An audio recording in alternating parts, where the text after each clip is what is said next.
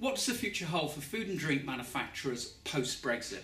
I'm Mike Stones for Food Manufacture, and to answer that question I caught up with the woman at the helm of DEFRA, Secretary of State Andrea Leadsom, during her visit to Jordan's Ryvita. I started off by asking her why she'd chosen to visit the Biggleswade company.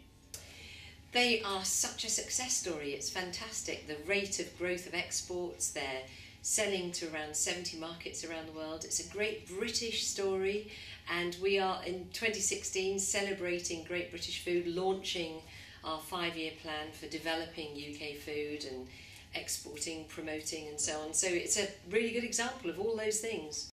You mentioned exports, so how will the potential to export be affected by Brexit?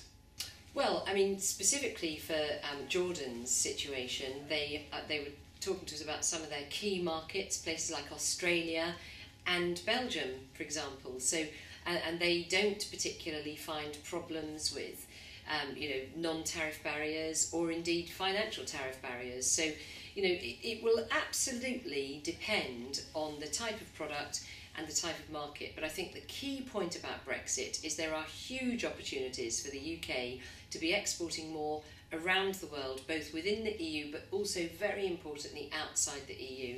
So we're in the process of developing our export action plan to help businesses who want to get out there and sell more to the rest of the world. So how will life look differently in the post-Brexit world for food and drink manufacturers, Britain's biggest manufacturing sector?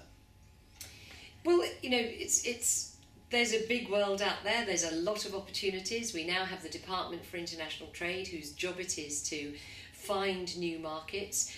In my department we have the Great British Food Unit and a 5-year campaign to launch British food onto the world. So I think, the future is bright. Now, many of our readers worry about the 100,000 EU nationals that work in the food and drink industry. What reassurance can you offer them? Well, we're very clear, these issues absolutely will be resolved. We are very much aware of the extent of current reliance on EU nationals for labour, but also for seasonal work, and those things are being very closely looked at as we come up with our plan for the Brexit negotiations. Is protected status for those workers one option? Well, certainly, as the Prime Minister has made very clear, she absolutely intends to protect workers who are already here, and that is a top priority. But at the same time, this is a complicated negotiation, and we also have to think about the situation for Britons who've settled in the European Union.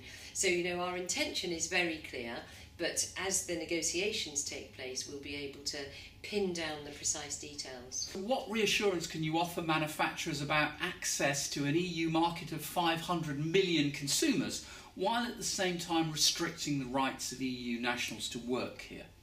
Well, again, we are working through all of the implications of different methods of leaving the EU.